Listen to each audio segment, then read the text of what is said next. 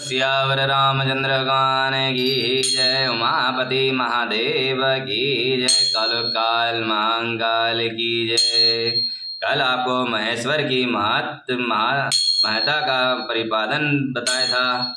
आज आपको ब्रह्मा जी की मूर्छा, उनके मुख से रुद्रदेव का प्रकटाशय और साप्रायण हुए ब्रह्मा जी के द्वारा 8 नामों से महेश्वर जी की स्तुति तथा रुद्र की आज्ञा से ब्रह्म द्वारा सृष्टि की रचना ध्यान से सुने और अपने परिवार को भी सुनाएं। अपना भी कल्याण करे, अपने आस पड़ोस का भी कल्याण करे। आगे इच्छा तुम्हारी। जय श्री राम।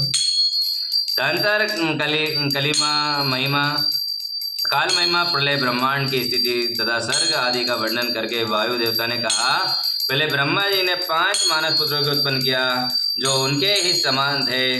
उनके नाम इस प्रकार है, ध्यान से सुने। सनक, सनानंदन, विधान, सनातन और त्रिभु और सनत कुमार। ये सब की सब योगी, वीतराग और ईर्षा दोष से रहित थे। इन सब का मन ईश्वर के चिंतन में लगा रहता था, इसलिए उन्होंने सृष्टि रचना की इच्छा नहीं की। सृष्टि से विरत हो सनक आदि महात्मा तब जब चले गए, तब ब्रह्मा जी ने पुनः सृष्टि की इच्छा से बड़ी भारी तपस्या की। इस प्रकार दीर्घ काल तक तपस्या करने पर जब कोई काम न बना, तब उनके मन में दुख हुआ। उस दुख से क्रोध प्रकट हुआ। क्रोध से अविष्ट होने पर ब्रह्मा जी की दोनों नेत्रों से आंसू की बूंद गिरने लगी। उन अश्रु बूंदों से भूत प्रेत उत्पन्न हुए। अश्रु से उत्पन्न हुए उन सब भूत प्रेतों को देखकर ब्रह्मा जी अपनी निंदा की। उस समय क्रोध और मोह के कारण उन्हें तीव्र मूर्छा आ गई और क्रोध से अभिष्ट हुए। प्रजापति ने मूर्छित होने पर अपने प्राण त्याग दिए। तब प्राणों के स्वामी भगवान नील लोहित रुद्र अनुपम कृपा प्रसाद प्रकट करने के लिए ब्रह्मा जी के मुख से वे प्रकट हुए। उन जगदीश्वर प्रभु ने उनको 11 रूपों में प्रकट किया। महादेव जी ने अपने उन महामाना 11 स्वरूप को कहा, बच्चों, मैंने लोगों पर अनुग्रह करने के लिए तुम लोगों की सृष्टि की है। अंज तुम लोग आलस रहित हो संपूर्ण लोगों की स्थापना, हित साधन तथा प्रज्ञा सनातन की वृद्धि के लिए प्रयत्न करो। महेश्वर की ऐसा कहने पर वे रोने लगे और चारों ओर दौड़ने लगे। रोने और दौड़ने के कारण उनका नाम रुद्र हुआ। जो रुद्र हैं वे ही निश्चय ही प्राण हैं और जो प्राण हैं वे ही महात्मा रुद्र हैं। तब पश्चात ब्रह्मपुत्र महेश्वर ने दया करके मरे हुए देवता परमेश्वर ब्रह्मा जी को पुनः प्राण दान दिया और ब्रह्मा जी के शरीर में प्राणों को लौट आने पर रुद्रदेव का मुख प्रसन्नता से खिल उठा। उन विश्वनाथ ने ब्रह्मा जी से यही बात कही, उत्तम व्रत का पालन करने वाले जगत गुरु महाभाग, वंची डरो मत, मैं तुम्हारे प्राणों को नूतन जीवन प्रदान किया है। अंत सुख से उठो और सपने में सुने हुए वाक्य की भांति से उस मनोहर वचनों की सुनकर ब्रह्मा जी ने प्रफुल्ल कमल के समान सुंदर नेत्रों द्वारा धीरे से भगवान हर की ओर देखा। उनके प्राण पहले की तरह लौट आए थे।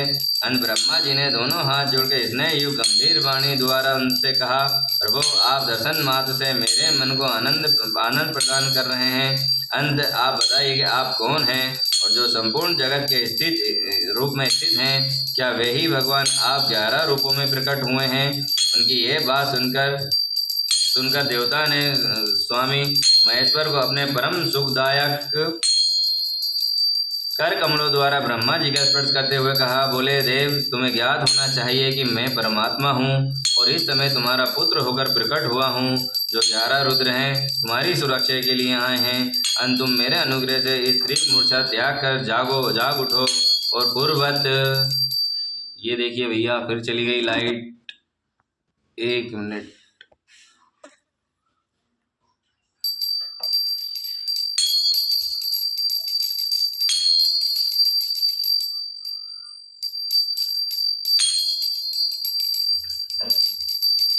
तुम्हारी सुरक्षा के लिए यहाँ आए हैं। अंत तुम्हें मेरे अनुग्रह से स्त्री मूर्छा को त्याग कर जाग उठो और पूर्वक प्रज्ञा की सृष्टि करो। भगवान शिव के ऐसे कहने पर ब्रह्मा जी के मन में बड़ी प्रसन्नता आई। उन्हें विश्व महात्मा ने 8 नामों द्वारा परमेश्वर शिव का स्तवन किया। ब्रह्मा जी बोले, भगवान रुद्र, आपके तेज असंख्य सूर्यों के समान अनंत हैं। आपको नमस्कार है, नमस्कार है, नमस्कार है। रस स्वरूप जल में विग्रह वाले आप भाव देवता को नमस्कार है, नमस्कार है, नमस्कार है। नंदी और सुरभि कामधेनु ये दोनों आपके स्वरूप हैं। आप पृथ्वी रूपधारी सर्व को नमस्कार है, नमस्कार है, नमस्कार है। आप स्पर्श में वायु रूप वाले आपको नमस्कार है, नमस्कार है। आप ही वासु रूपधारी हैं, ईश हैं, आपको नमस्कार है, नमस्कार है। अत्यंत तेजस्वी अग्नि रूप आप पशुपति को नमस्कार है, नमस्कार है, नमस्कार है। शब्द तमंत्र से युक्त आकाश रूपधारी आप भीम देव को नमस्कार है, नमस्कार है। उग्र रूप वाले यजमान मूर्ति आपको नमस्कार है, नमस्कार है। सोम रूप आप अमृत मूर्ति महादेव जी को नमस्कार है, नमस्कार है। इस प्रकार आठ मूर्ति 8 नाम वाले भगवान आप भगवान शिव को मेरा नमस्कार है, नमस्कार है। इस प्रकार विश्वनाथ महादेव जी की स्तुति करके लोक पिता माँ ब्रह्मा ने प्रमाण पूर्वक उसे प्रार्थना की और भूत भविष्य और वर्तमान में स्वामी मेरे पुत्र भगवान महेश्वर काम नाशन आप सृष्टि के लिए मेरे शरीर से उत्पन्न हुए हैं, इसलिए जगत प्रभो इस महान कार्य में संलग्न हुए मुझ ब्रह्मा की आप सर्वत्र सहायता करें और स्वयं भी प्रजा की सृष्टि करें। ब्रह्मा जी की इस प्रकार प्रार्थना करने पर कल्याणकारी त्रिपुर नाशक रुद्रदेव बहुत ही अच्छा कहकर उनकी बात मान ली और तत्न प्रसन्न हुए। महादेव जी का अभिनंदन करके सृष्टि के लिए उनकी आज्ञा पाकर भगवान ब्रह्मा ने अन्य प्रजाओं की सृष्टि आरंभ की। उन्होंने अपने मन में से ही मारीच, भृगु, अंगिरा, कुलसत, कुल्हा, क्रच, अत्रि और वशिष्ठ जी की सृष्टि की। ये सब ब्रह्मा जी के पुत्र कहे गए हैं। धर्म संकल्प और रुद्र के साथ इनकी संख्या 12 होती है। ये सब पुराने गृहस्थ और देवगण सहित इनके 12 दिव्य वंश कहे गए हैं, जो क्रियावान तथा महर्षियों के लिए अंकित हैं। तब पश्चात जल पर स्थित हुए रुद्र सहित ब्रह्मा जी ने देवता असुरों और पितरों और मनुष्यों की सृष्टि करने का विचार किया। ब्रह्मा जी ने सृष्टि के लिए समाधिस्थ हो अपने चित्त को एकाग्र करके तब पश्चात मुख से देवताओं के कोख में पितरों को कटी अगले भाग से असुरों को तथा प्रजननेन्द्रियों से लिंग से और मनुष्य को उत्पन्न किया। उनके गुदा स्थान से राक्षस उत्पन्न हुए जो सदा भूख से व्याकुल रहते हैं।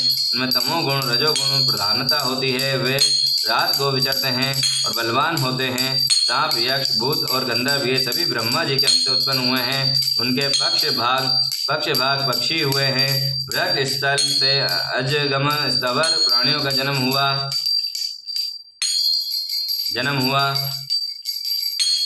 और मुख से बकरों का, पार्श्व भाव से भुजगमों की उत्पत्ति हुई। दोनों पैरों से घोड़े, हाथी, सारब, नीलगाय, मृग, ऊंट, खच्चर, न्यूंग नामक मृग तथा पशुपति के अन्य प्राणी उत्पन्न हुए हैं।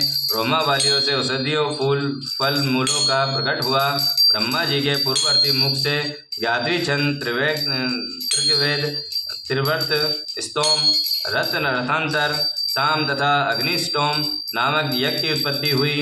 उनके दक्षिण मुख से यजुर्वेद, त्रिष्टुप छंद, पंचदश, स्तोम, बृहत, साम और उक्त नाम की यज्ञ की उत्पत्ति हुई। उन्होंने अपने पश्चिम मुख से सामवेद, जगत की छंद, सप्तदश, स्तोम, वैर रूप, साम और अतिरात्र नामक यज्ञ को प्रकट किया। उनके उत्तर पूर्वती मुख से एक वंश स्तोम, अर्थवेद, आप तोमारे नामक यम, अनुष्ट पुछंद और वैराग्य नामक सम का प्रादुर्भाव हुआ। उनके अंग से और भी बहुत छोटे बड़े प्राणी उत्पन्न हुए हैं। उन्होंने भी यक्ष, पिशाच, गंधर्व, अप्सरा समुदाय, मनुष्य, किन्नर, राक्षस, पक्षी, पशु, मृग और सर्प आदि संपूर्ण नित्य एवं अनित्य स्थावर जंगम जगत की रचना की है। उनमें से जिन्होंने जैसे जैसे कर्म पूर्व कल्प में अपनाए थे, पुनः उनकी सृष्टि होने पर उन्होंने फिर उन्हीं कर्मों को अपनाया है। उसी समय वे अपनी पूर्व भावना से भावित होकर हिंसा, अहिंसा युक्त, मधु, कठोर, अर्थ, धर्म तथा सत्य, मिथ्या और कर्म को अपनाते हैं, क्योंकि पहले की वासना के अनुकूल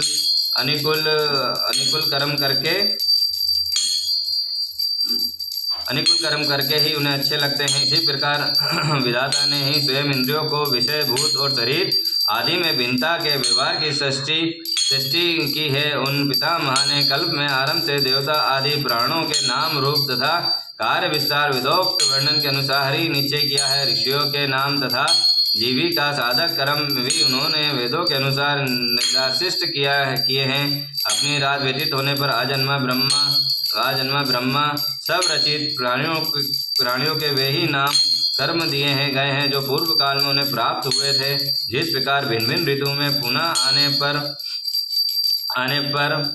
उनके चिन्ह